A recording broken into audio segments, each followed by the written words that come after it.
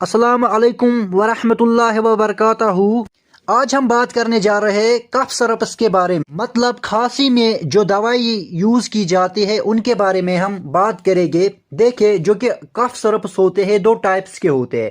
एक टाइप जो होता है ड्राई कफ सिरप, जिनको नॉन प्रोडक्टिव कफ सिरप्स भी कहा जाता है। इन कफ सिरप्स का यूज सूखी खांसी में किया जाता है जहां पर बलगम फॉर्मेशन नहीं होती है। दूसरा टाइप जो है उनका नाम वेट कफ सिरप्स है। इनको प्रोडक्टिव कफ सिरप्स भी कहा जाता है। इनका यूज बलगम में किया जाता है। अगर किसी को खांसी हो रही है, उसके साथ बलगम फॉर्मेशन होती है, तो वहां पे वेट कफ सिरप्स का यूज किया जाता है। आज हम बात करेंगे आपको कैसे पता चलेगा कौन सी सिरप का यूज ड्राई कप में किया जाता है और कौन सी सिरप का यूज वेट कप में किया जाता है। देखिए, अगर खाली ड्राई कप होगी वहां पे डेक्स्ट्रोमिथॉर्फेन का यूज किया जाता है। अब अगर सूखी खांसी के साथ नाक भी बह रही है तो वहां पे डेक्स्ट्रोमिथॉर्फेन, क्लोरफेनिरामाइन, डाइफेनाइल हाइड्रामाइन का यूज किया जाता है। अगर सूखी खांसी के साथ नाक बहने के अलावा नाक बंद भी हो रही है तो वहां पर डेक्स्ट्रोमिथॉर्फेन, क्लोरफेनिरामाइन, फिनाइल इफ्रीन का यूज किया जाता है। अब बात करते हैं कफ सेंटर सप्रेसेंट्स के बारे में।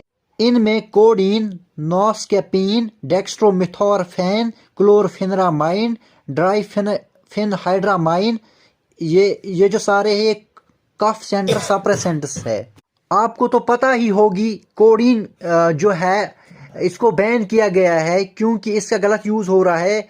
इसके जगह पे नॉस्कोपेन को यूज किया जाता है। ये जो सप्रेसेंट से इनका काम होता है, जो कि कफ सेंटर ब्रेन में होता है, उन्हीं को उनको उसको सप्रेस करना, ठीक है। तो इसका जो मेजर साइड इफेक्ट है वो नींद आ जाना है, ठीक है। तो इसलिए इन सिरप्स में कैफीन का यूज किया जाता है। अब हम बात करेंगे बलगम वाली छाती में, खांसी में जो कि सिरप्स यूज किए जाते हैं उनमें क्या क्या साल्ट्स होते हैं। उनमें सोडियम पोटेशियम साइट्रेट हो सकता है, गाइफिनिसिन, अमोनियम क्लोराइड, ब्रोमहेक्सिन, एम्ब्रोक्सोल।